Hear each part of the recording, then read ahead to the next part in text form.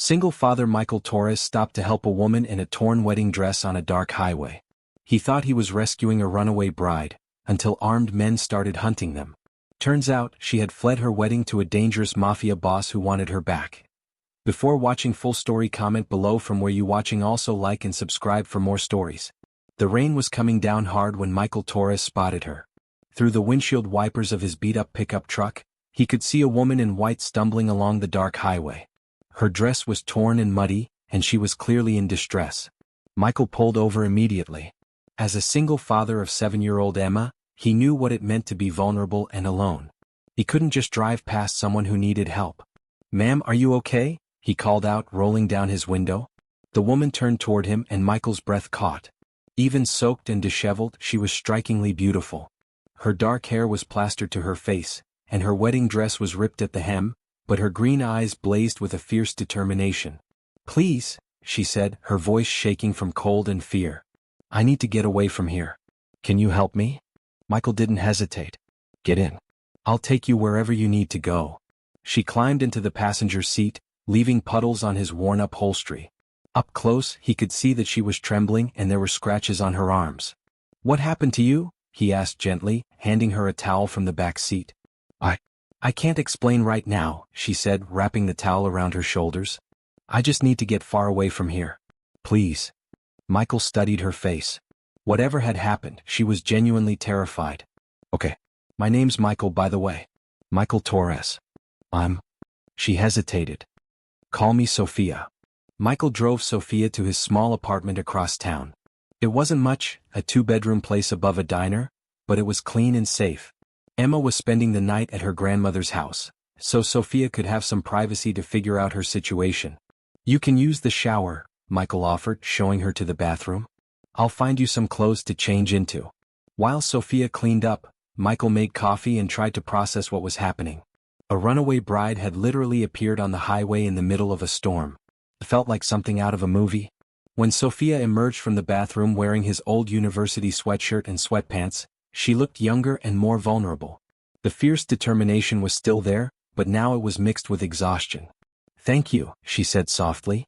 "I don't know what I would have done if you hadn't stopped." "Don't mention it," Michael replied, offering her a cup of coffee. "Do you want to talk about what happened?" Sophia wrapped her hands around the warm mug and stared into it for a long moment. "I was supposed to get married today. The wedding it wasn't what I wanted. The man I was supposed to marry, he's not a good person." "Did he hurt you?" Michael asked, noticing the scratches on her arms again. "Not directly. But he would have. Eventually." Sophia looked up at him with those striking green eyes. "I know this sounds crazy, but my life was in danger. I had to run." Michael believed her. There was something in her voice, a weight of truth that couldn't be faked. "You can stay here tonight," he said. "Tomorrow we can figure out what to do next." Michael woke up early as he always did. He worked as a mechanic at a local garage, and he needed to drop Emma off at school before his shift started. But when he checked on Sophia, she was already awake, standing by the window and looking nervously at the street below. "Expecting someone?" he asked. "I'm hoping not," she replied. "But they'll be looking for me." "They?" Sophia turned away from the window. "My fiancé's family. They're influential. When they want something, they usually get it." Before Michael could ask what she meant, his phone rang. It was his mother, calling to confirm pickup times for Emma. "That's my daughter," Michael explained to Sophia after he hung up. "She's 7. She's staying with my mom, but I need to get her this morning." Sophia's expression softened. "You're a single father?" "Her mother died in a car accident 3 years ago," Michael said simply. "It's just me and Emma now." "I'm sorry," Sophia said, and Michael could tell she meant it. "You're very kind to help a stranger when you have your own responsibilities." "Everyone deserves help when they need it," Michael replied. When Michael brought Emma home that afternoon, Sophia was still there. She'd spent the day cleaning his apartment and cooking dinner. Something that surprised Michael, since most people he knew couldn't afford to be so generous with their time. "Daddy, who's the pretty lady?" Emma asked with the direct curiosity of a 7-year-old. "This is Sophia," Michael said. "She's staying with us for a little while." Emma studied Sophia with serious brown eyes. "Are you sad? You look sad." Sophia knelt down to Emma's level. "A little bit. But your daddy has been very kind to me." "Daddy helps everyone," Emma said matter-of-factly.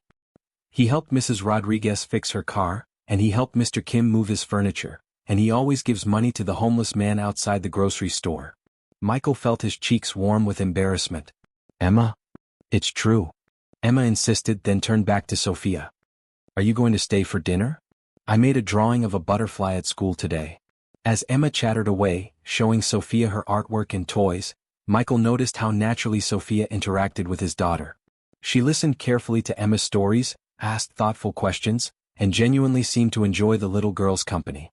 During dinner, Emma asked Sophia about her wedding dress. Why is it all torn? Emma wanted to know. Sophia glanced at Michael before answering. Sometimes people wear special dresses for special occasions. But sometimes the occasion doesn't go the way they planned.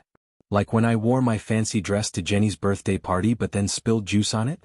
Something like that, Sophia agreed, smiling for the first time since Michael had found her. On the third day, Michael's peaceful routine was shattered.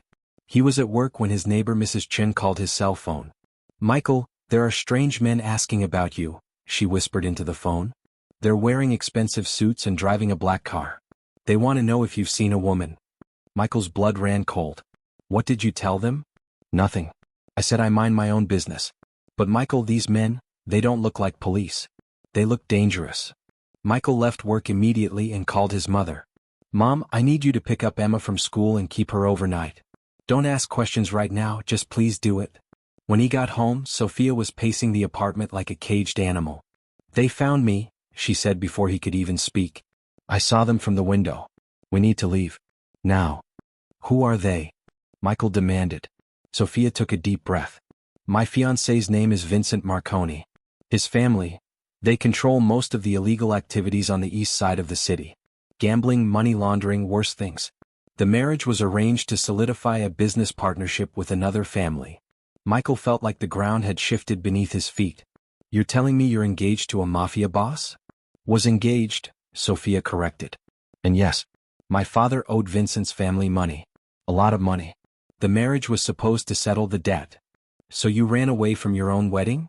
I couldn't go through with it, Sophia said, her voice breaking. Vincent is cruel. I've seen what he does to people who cross him. I knew that once we were married, I'd never be free. Michael ran his hands through his hair. This is insane. You need to go to the police. The police won't help, Sophia said bitterly. Half of them are on Vincent's payroll. The other half are too scared to cross him. That night, Michael and Sophia stayed at a cheap motel outside the city. Michael had used cash and registered under a fake name, but they both knew it was only a temporary solution. I should leave, Sophia said as they sat in the dingy room. You've already done more than enough and I'm putting you and Emma in danger. Where would you go? Michael asked. I don't know. Maybe I can get to another state, start over somewhere. With what money? What identification? Sophia, they'll find you. Sophia was quiet for a long time. I know, she finally admitted. But I won't let them hurt you because of me. Michael looked at this brave, desperate woman who had stumbled into his life. 3 days ago, his biggest worry was paying Emma's school fees on time. Now he was hiding from the mafia in a roadside motel. But as he looked at Sophia, really looked at her, he realized something that surprised him. He cared about what happened to her. More than he should for someone he'd just met. We'll figure something out, he said. Together. The next morning, Michael's phone rang. The caller ID showed a number he didn't recognize. Michael Torres? The voice was smooth, cultured, and dangerous. Who is this? My name is Vincent Marconi. I believe you have something that belongs to me. Michael's grip tightened on the phone. I don't know what you're talking about. Of course you do. A beautiful woman in a wedding dress. She's confused right now, probably told you some stories about being in danger. But she's my fiancée and she belongs with me. She's not property, Michael said, anger flaring in his voice. Vincent's laugh was cold. Mr. Torres, you seem like a decent man. You have a young daughter, I'm told. Emma, is it? 7 years old, attends Jefferson Elementary? The threat was clear and Michael felt sick. Don't you dare. I'm not threatening anyone, Vincent interrupted smoothly. I'm simply observing that you have a lot to lose. Much more than Sophia is worth to you. What do you want? Bring her to me. Tonight. There's an old warehouse on Pier 47. Come alone, bring Sophia and you can go back to your simple life. No one gets hurt. The line went dead. Michael told Sophia about the call. She went pale but didn't seem surprised. He threatened Emma, she said. It wasn't a question. How did you know? Because that's what he does. He finds what people care about most and uses it against them. Sophia stood up and began pacing again. I have to go to him. No, Michael said firmly. We're not doing that. You don't understand, Sophia said, tears in her eyes. Vincent doesn't make empty threats. If I don't show up tonight, he'll hurt your daughter to punish you for helping me. Michael felt a rage building inside him. There has to be another way. Sophia sat down beside him and took his hands. Michael, there's something I haven't told you. Something important. What? My father didn't just owe Vincent money. He stole from him. A lot. Vincent's been looking for that money for months. How much money? $2 million. Michael stared at her. Your father stole $2 million from the Mafia? He was Vincent's accountant. He was supposed to clean money through his legitimate businesses, but instead he skimmed from multiple accounts over several years. When Vincent discovered it, my father had already died of a heart attack. So Vincent decided to take you as payment? Partly. But he also thinks I know where the money is hidden. Michael leaned back in his chair. Do you? Sophia hesitated, then nodded. Yes. My father told me before he died. But I can't give it to Vincent. Why not? Because it's not just Vincent's money. My father was stealing from several crime families. If I give Vincent the location, he'll keep all of it, and the other families will come after me anyway. I'll be dead within a week. Michael spent the rest of the day thinking. That evening, as the deadline approached, he made a decision that surprised even him. We're going to meet Vincent, he told Sophia. Michael, no. I won't let you sacrifice yourself for me. I'm not sacrificing myself. I'm gambling. Michael explained his plan. You said your father stole from multiple families, right? What if we level the playing field? I don't understand. What if all the families knew about the money at the same time? What if they all showed up to claim it? Sophia's eyes widened. They'd turn on each other. Exactly. Vincent's powerful, but he's not powerful enough to fight 3 or 4 other crime families at once. But how would we contact them without Vincent finding out? Michael smiled grimly. I know someone who can help us. The someone was Detective Maria Santos, a police officer Michael had met through his mechanic work. She'd always been straight with him, and more importantly, she had a reputation for being incorruptible. Michael, what you're describing is incredibly dangerous, Detective Santos said when he explained the situation. But Vincent Marconi has been a thorn in our side for years. If we can get him and his rivals to destroy each other, you'll help us. I'll provide backup and make sure the innocent people don't get hurt. But you understand that Sophia will have to testify about her father's activities. Sophia nodded. I'm willing to do that if it means Vincent can't hurt anyone else. Detective Santos made the calls to the other crime families, using information from ongoing investigations. She let it slip that Vincent Marconi had recovered stolen money that belonged to all of them and was planning to keep it for himself. That night, Michael and Sophia arrived at Pier 47. The warehouse was dark and ominous, surrounded by the smell of salt water and rotting fish. Vincent was waiting with 6 of his men. He was exactly what Michael had expected, tall, well-dressed, and radiating an aura of casual violence. Mr. Torres, Vincent said smoothly, I'm glad you decided to be reasonable. Let's get this over with, Michael replied. Vincent smiled and gestured to Sophia. Come here, my dear. It's time to come home. Sophia stepped forward, but before she could speak, cars began arriving. Black sedans and SUVs pulled up from multiple directions, and suddenly the warehouse was surrounded by armed men from different crime families. Vincent's expression changed from confident to concerned. What is this? This is business, said a voice from the shadows. A large man in an expensive coat stepped forward. Hello, Vincent. I'm here about my money. More figures emerged from the darkness. Michael recognized the tension immediately. These were representatives from the families that Sophia's father had stolen from. Gentlemen, Vincent said, trying to regain control of the situation. I think there's been a misunderstanding. No misunderstanding, said another voice. We know about the money. All of it. And we know you've been planning to keep our shares. The warehouse erupted in accusations and threats. Vincent's men were outnumbered 3-1 and everyone was armed. In the chaos that followed, Michael grabbed Sophia's hand and they slipped away from the confrontation. Detective Santos and her backup team were positioned outside, ready to move in once the criminals had incriminated themselves. The money, Sophia whispered as they reached Michael's truck. I need to tell them where it is. Are you sure? It's the only way this ends. If they're all fighting over it, they won't come after us. Sophia called out the location, a storage unit across town that her father had rented under an assumed name. As the crime families raced to claim their stolen money, police units moved in to arrest anyone they could catch. Michael and Sophia drove away as sirens wailed behind them. The next few weeks were a whirlwind of police interviews, witness protection arrangements, and media attention. The warehouse confrontation had resulted in multiple arrests, including Vincent Marconi, who was charged with racketeering, conspiracy, and a dozen other crimes. Sophia testified before a grand jury about her father's activities and Vincent's criminal organization. Her testimony, combined with evidence recovered from the storage unit, helped prosecutors build cases against several major crime figures.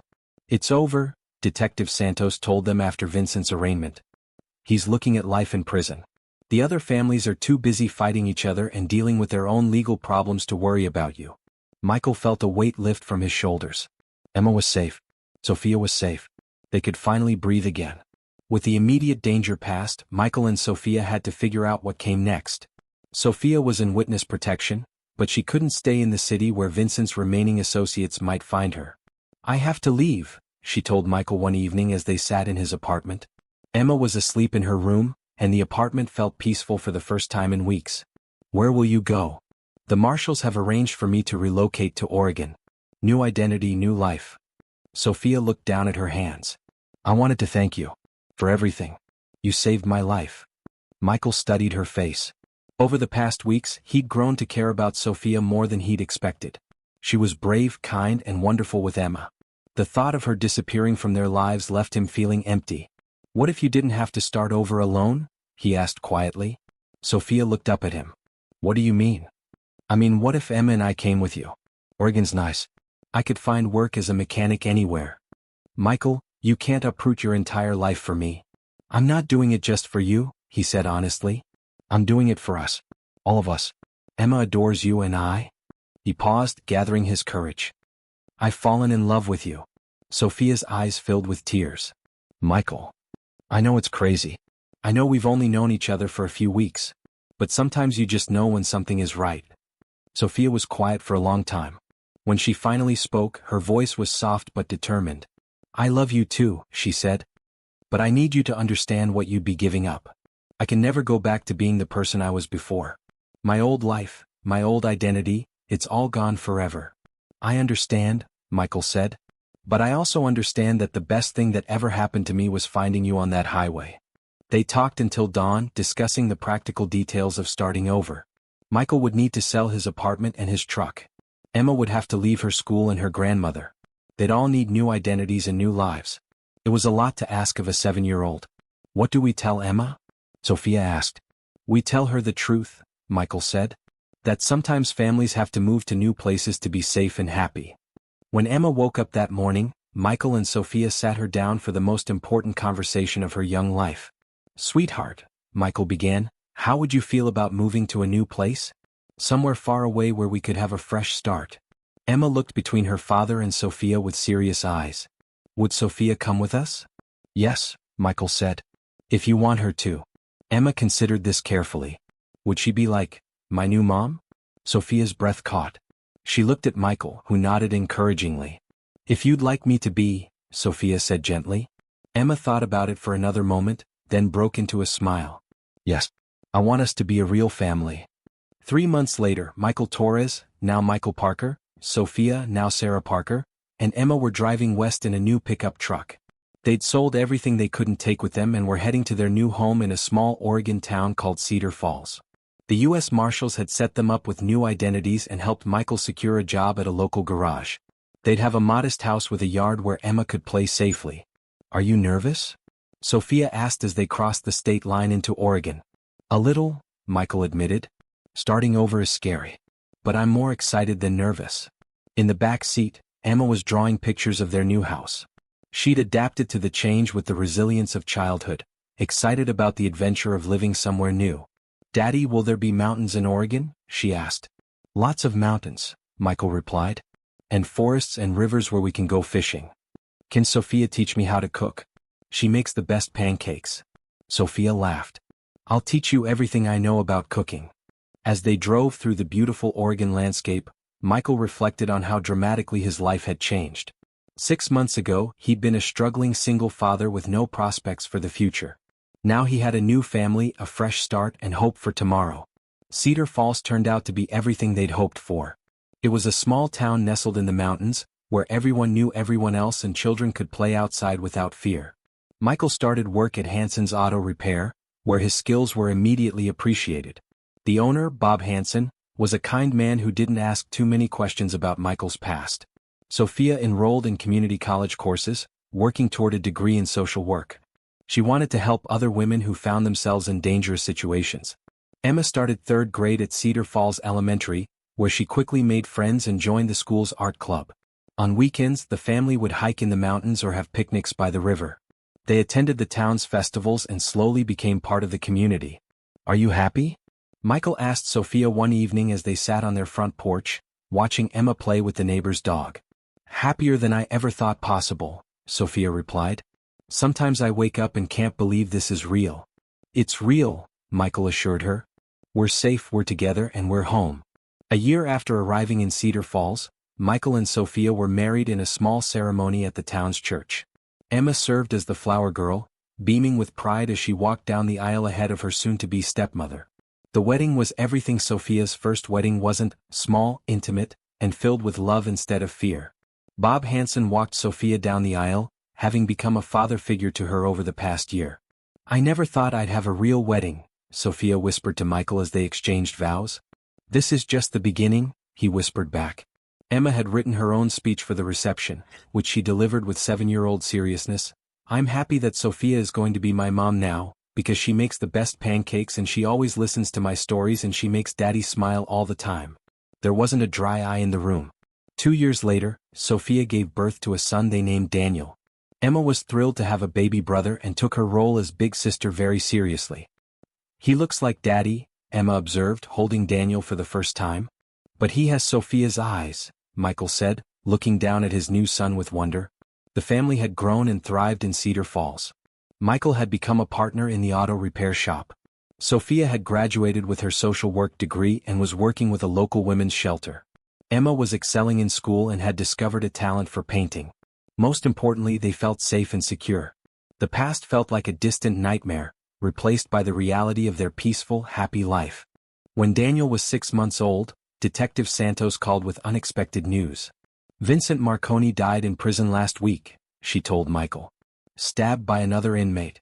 The remaining members of his organization have been absorbed by other families or arrested. There's no one left who cares about finding Sophia." Michael felt a final weight lift from his shoulders. "So it's really over?" "It's really over. You don't need to look over your shoulders anymore." That night, Michael told Sophia the news. She cried, not from sadness but from relief. "I never thought I'd be completely free," she said. "Even here, even with our new lives, there was always that fear in the back of my mind." "Well, now you can let it go," Michael said, holding her close. "We're truly free to just be ourselves." 5 years after their escape from the city, the family returned for Emma's middle school graduation. She'd been accepted to a prestigious art program and wanted to visit the place where her new life had begun. They drove past Michael's old apartment building, past the garage where he'd worked, past the highway where he'd first found Sophia. "It's strange being back here," Sophia said, holding baby Daniel while Emma pointed out landmarks to her friends on a video call. "Different world," Michael agreed. "Hard to believe we used to live here." They visited Detective Santos, who had been promoted to captain. She was amazed by how much the family had changed. "You all look so peaceful," she observed.